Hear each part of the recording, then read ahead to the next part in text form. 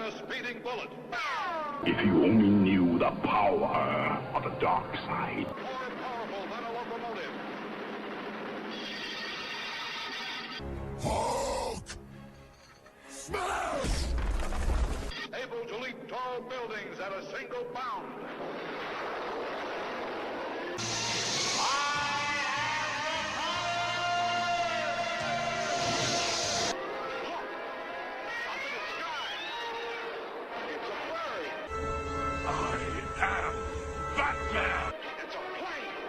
There's more to them than meets the eye. It's Superman!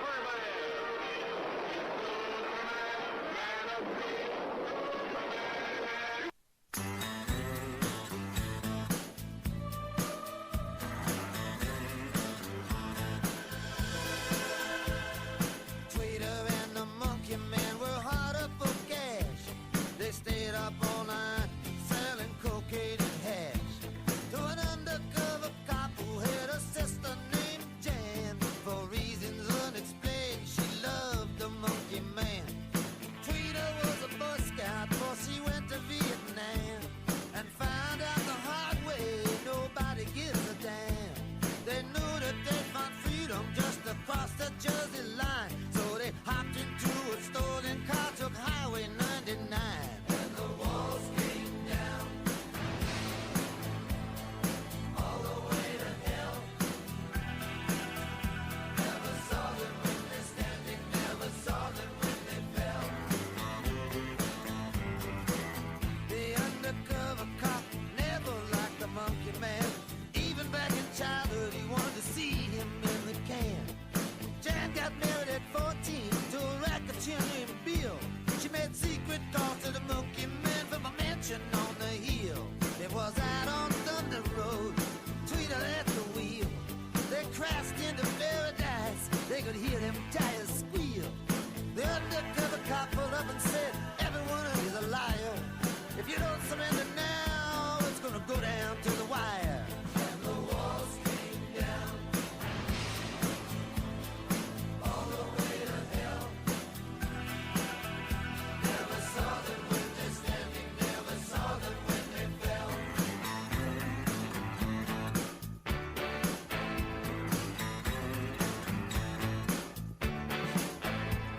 An ambulance rolled up, a straight trooper close behind. Tweeter took his gun away and messed up his mind. The undercover cop was left tied up to a tree near the souvenir stand by the old abandoned factory. Next day the undercover cop was a hot in pursuit.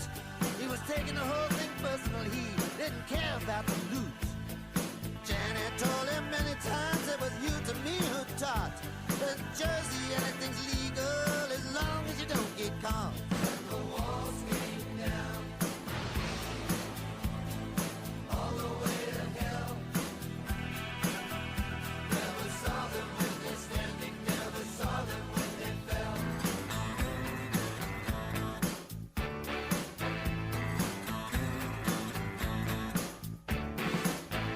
Someplace by Rahway Prison, they ran out of gas. The undercover cop had cornered him, said, "Oh, you didn't think that this could last." Jan jumped up out of bed, said, "There's someplace I gotta go." She took a gun out of the drawer and said, "It's best if you don't know." The undercover cop was found face down in a field. The Monkey Man was on the river bridge using Tweeter as a shield. Jan said to the Monkey Man, "I'm not fooled by Tweeter's curl. I knew him long before he ever became a Jersey girl." And the walls came down all the way to hell. Never saw them when they're standing, never saw them when they fell.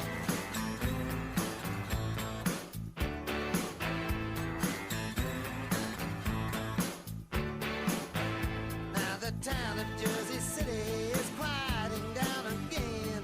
I'm sitting in a gambling club called the Lion's Den. The TV set was blown up, every bit of it is gone. Ever since the nightly news show that the Monkey Man was on. I guess I'll go to Florida to get myself some sun. There ain't no more opportunity here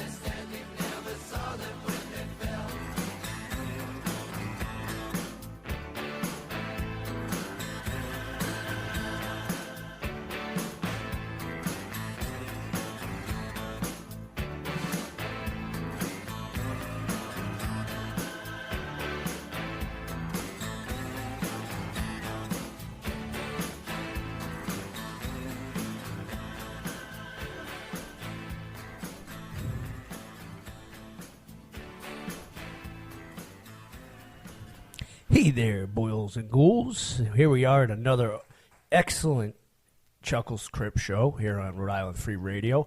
That was a little Traveling Wilburys and one of my favorite songs, Tweeter and the Monkey Man. Of course, we got with us George Garner and Nurse Misery over to my right. Woohoo.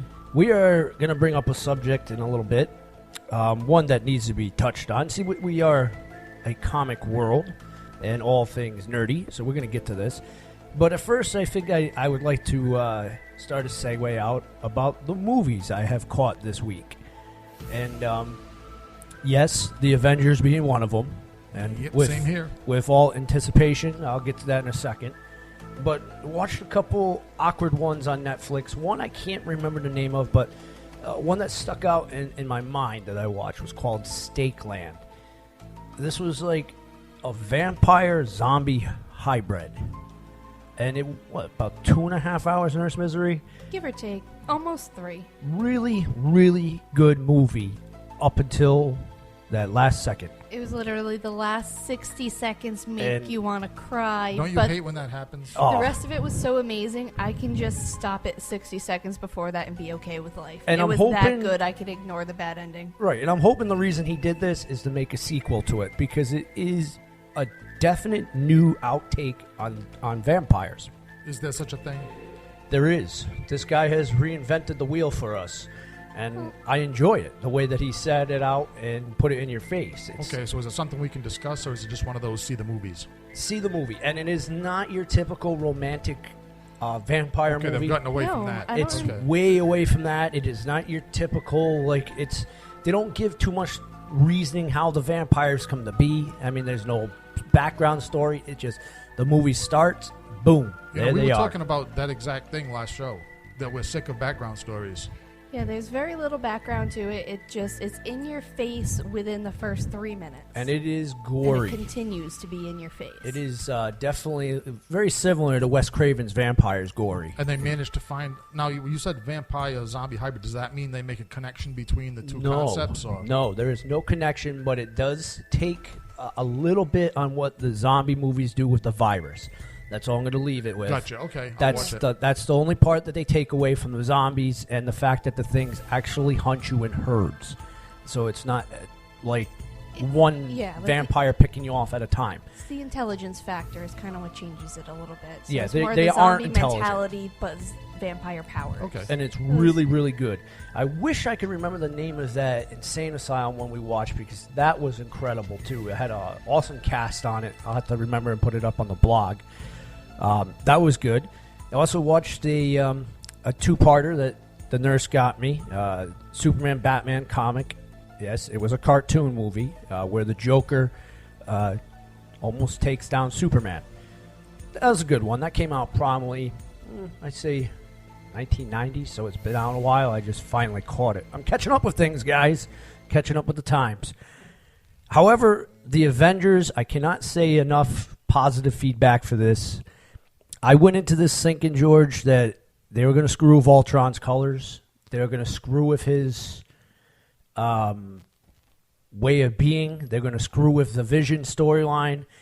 They did mess up a lot of stuff, but as far as the Ultron staying Ultron, they kept it there.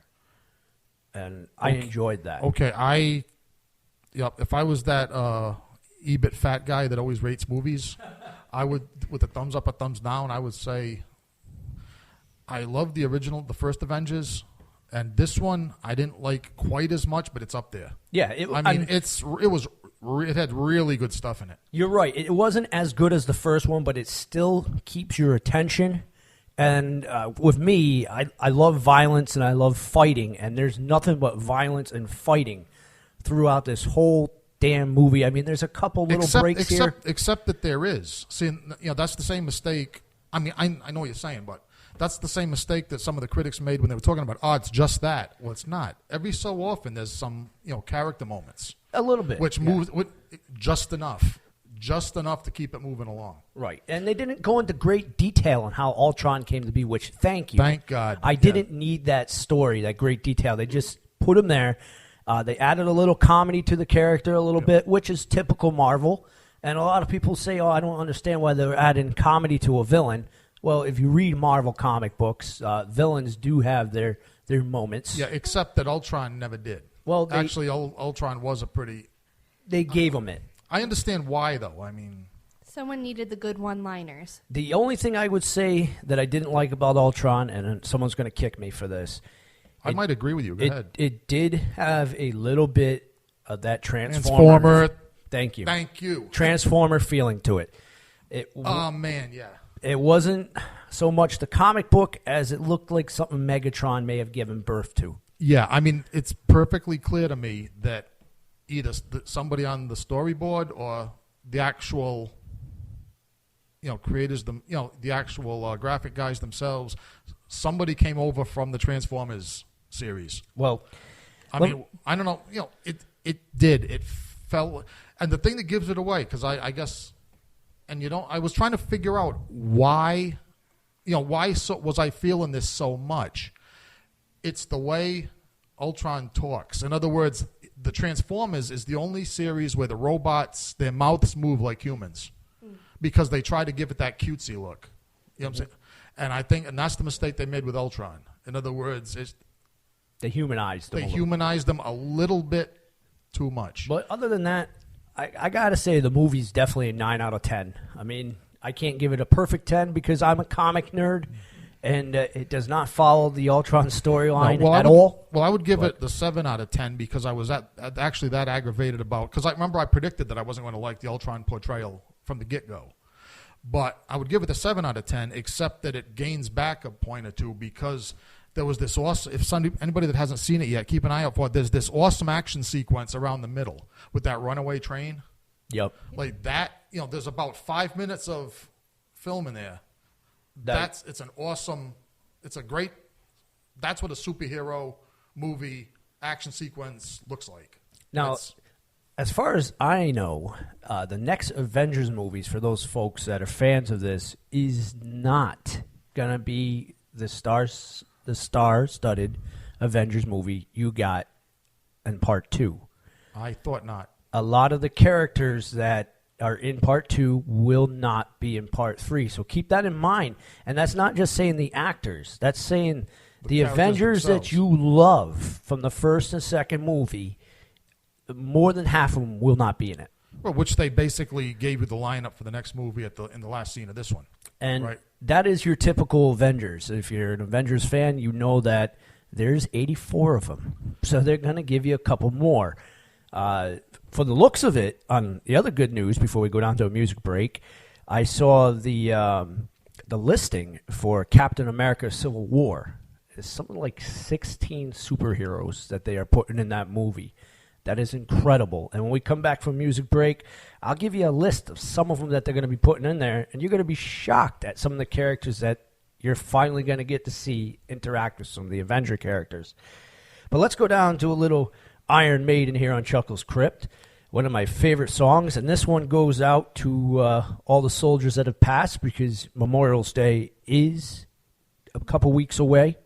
So I'm going to play a couple songs and pay close attention to this because at the end of this song, there is a portion put in there that is not Iron Maiden.